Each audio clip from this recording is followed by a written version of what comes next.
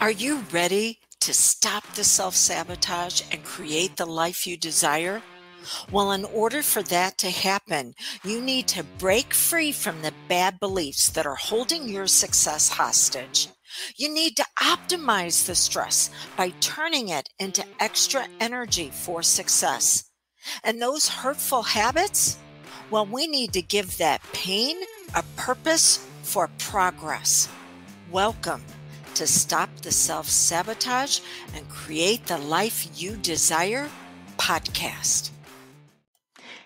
Is struggling a habit for you, or could it be a pattern? Well, what's the difference? First, we want to look at how do we learn? We learn through what's known as spaced repetition, where we go over something again and again and again.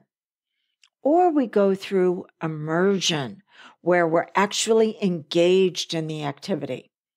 I think it might have been on this series where I said, growing up for me, math was spaced repetition.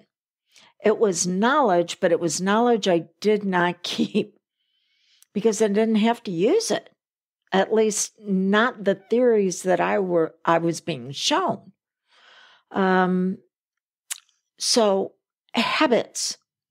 Habits are something that we typically go through with immersion. Habits can be part-time. I have a habit of putting up my Christmas tree. I do not have one up all year round. And this year is going to be interesting because of Thor.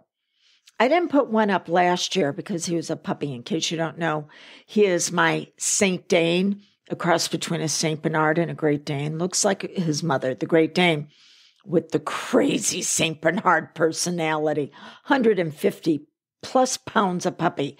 I didn't put one up last year because I didn't want him to eat the tree. This year, he's gone beyond that, but we'll see what happens with the ornaments. Decorating for the holidays is a habit. It's based on immersion. It is not something I do all the time. But then there's spaced repetition, like brushing my teeth. Yeah, I do that multiple times every single day because I went over it again and again. That is a pattern. What happens if we combine immersion with spaced repetition? Now we have what's known as an identity. This is an aspect of your personality that developed not from what was happening at the time, but what was happening that had the intensity of emotion. I don't know about you, but driving, oh yeah, sunroof open, jams blaring. That was something that I went through whenever I got my car, my very first car, although it didn't have a sunroof. I was lucky if it would even run. But it was spaced repetition combined with immersion that had the intensity of an emotion that can still come back when I get behind the wheel.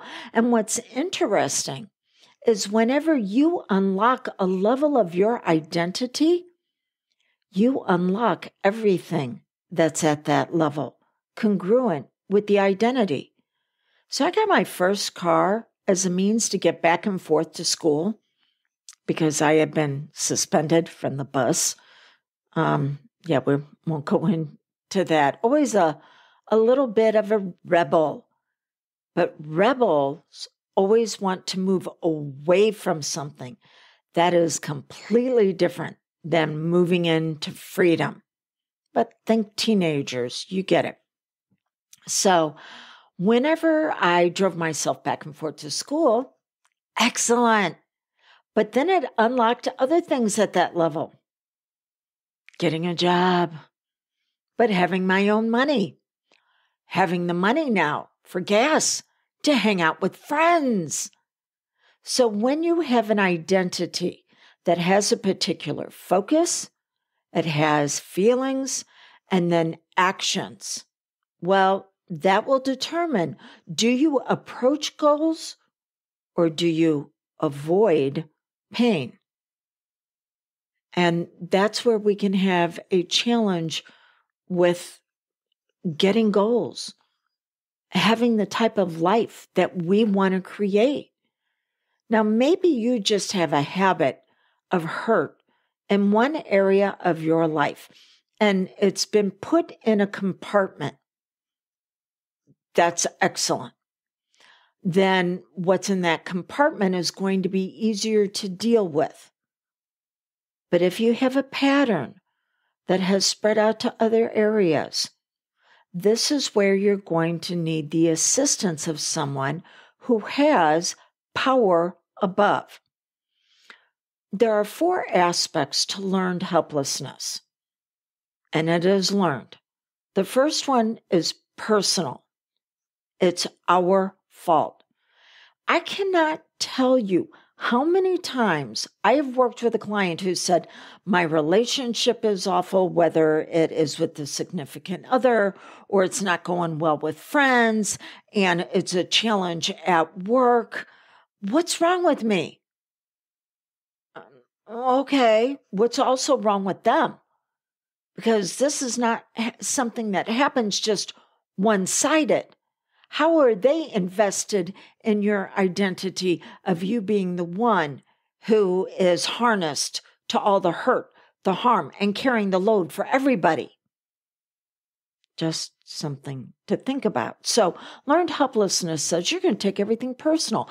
It was made about you. Your power was taken away. And it kept you from pointing the finger at others going, you got a responsibility in this also.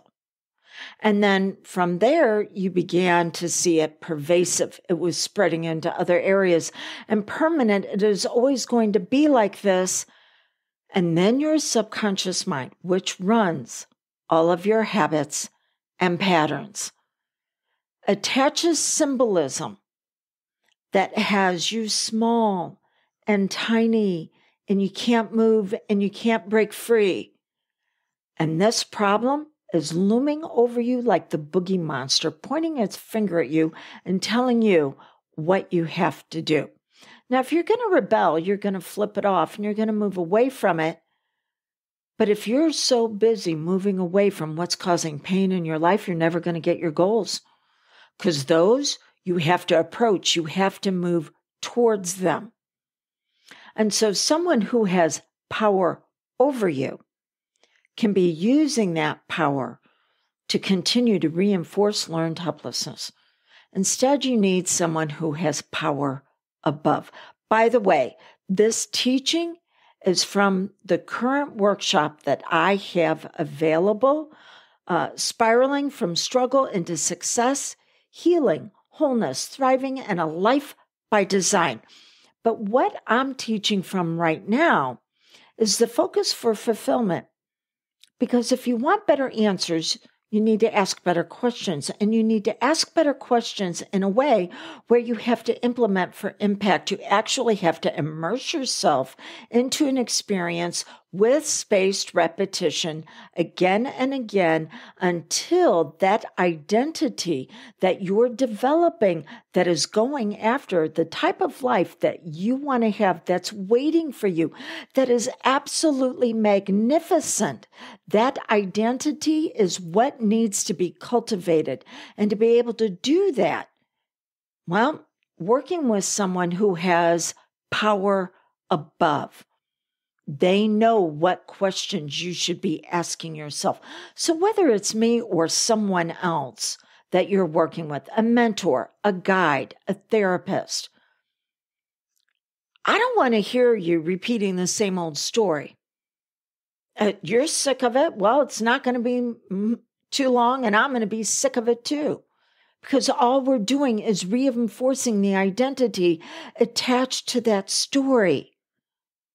So let's begin to tell a story where you are the main character instead of being put over to the side as the supporting cast. You're the main character. And it's going to take implementation for impact. It's going to take immersion. It is going to take spaced repetition. You are going to fail. But then you're going to be able to co-regulate with someone. This is the reason why I offer a group coaching live once a month. And if you can't make it, you can send in your questions. You can co-regulate with me to where I go, okay, yeah, I see where this can be a challenge.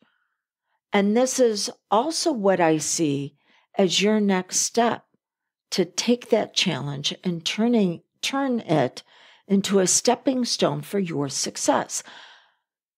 But you want to be able to engage the subconscious. This is why hypnosis is so beautiful and being able to bring about rapid results because it tells a story.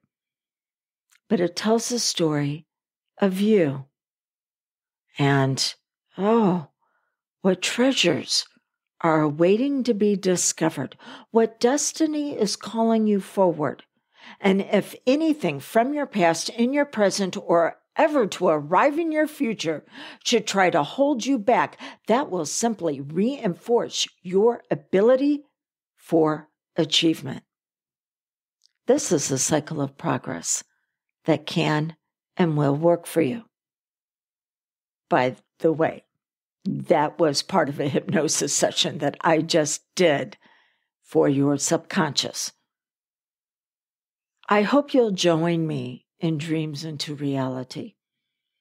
But if you choose to work with someone else, okay, then look at how they're giving you a plan of action for spaced repetition, immersion, the questions they're asking, and what level is waiting for you next. Is it moving from healing to wholeness? Or is it wholeness into thriving? Or thriving into a life by design? I truly believe the world needs your brilliance now more than ever. It's time to turn on your light and let it shine so you can be a beacon for others on how their life can be beautiful also.